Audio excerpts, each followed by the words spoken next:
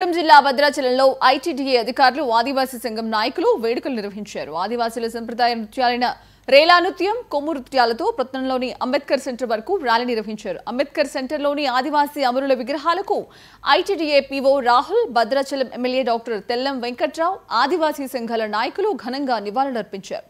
ఈ కార్యక్రమానికి భద్రాద్రి కొత్తగూడెం జిల్లా కలెక్టర్ జితేష్ వి పాటిల్ ముఖ్య అతిథిగా పాల్గొన్నారు. తర్వాత ఆదివాసీ జెండాను భద్రాచలం ఎమ్మెల్యే తెల్లా వెంకట్రావు ఆవిష్కరించారు.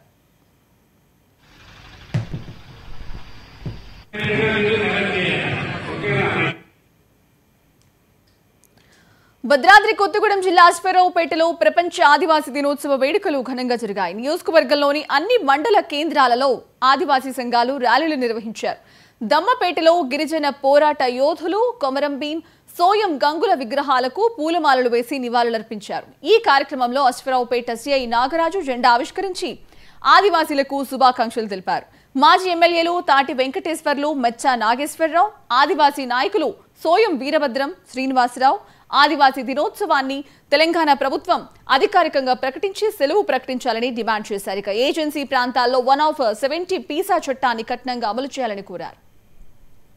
ఈ రోజున స్వతంత్రం వచ్చి 75 సంవత్సరాలు దాటినప్పటికి కూడా ఇంకా మన ఆదివాసుల యొక్క బతుకులు ఇవాళ కొన్ని టీవీలో, ఛానళ్లలో, యూట్యూబ్లలో, సోషల్ మీడియాలో చూస్తూ ఉంటే ఇంకా మన ఆదివాసీలు ఎంత అమాయకత్వంగా ఉన్నారో మరి మనం చూస్తూ ఉన్నాం.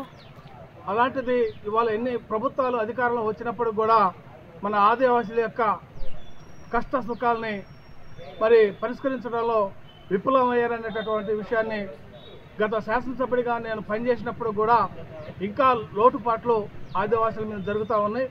అంతేకాకుండా ఇవాళ ఆదివాసీ ప్రాంతంలో గిరిజనులు, గిరిజనేతలు ఉన్నప్పటికీ కూడా ఐకమత్యంగా ఉన్నటువంటి ఈ పరిణామాల్లో కొంతమంది స్వార్థపరులు ఆదివాసులకే తగాదాలు పెట్టి ఇవాళ అక్రమ కేసులు బనాయించి పోలీస్ స్టేషన్ చుట్టూ, కోర్టుల చుట్టూ తిప్పే పరిస్థితి ఈనాడు మన ప్రాంతాల్లో కనపడతా ఉంది.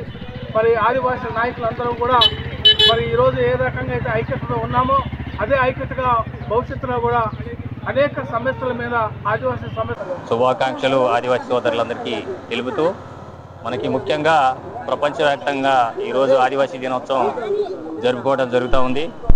మనకి రాజ్యాంగంలో కల్పించినటువంటి ఏదైతే చట్ట ప్రకారంగా ఆగస్టు 9న మనకు హక్కు కల్పించినప్పటికి కూడా ఇప్పుడు కేంద్ర రాష్ట్ర ప్రభుత్వాలు మనకి ఈ సెలవు దినంగా ప్రకటించాలని రాష్ట్ర కేంద్ర ప్రభుత్వాలని ఈరోజు ఈ మీడియా ముఖంగా మేము అడుగుతా ఉన్నాం. మనకైతే ఏదైతే మన ఆదివాసీలకు ఉన్నటువంటి హక్కు చట్టాలని మనం కాపాడుకోవాల్సిన అవసరం ఉందని ఈ మీడియా ముఖంగా తెలియజేస్తూ ఉన్నాం. ఏదైతే 170 చట్టం, అలాగే పీసా చట్టం, అలాగే ఏదైతే మనకి అతి హక్కుల చట్టాలు ఉన్నాయో వీటన్నిటిని కూడా మనం కాపాడుకోవాల్సిన అవసరం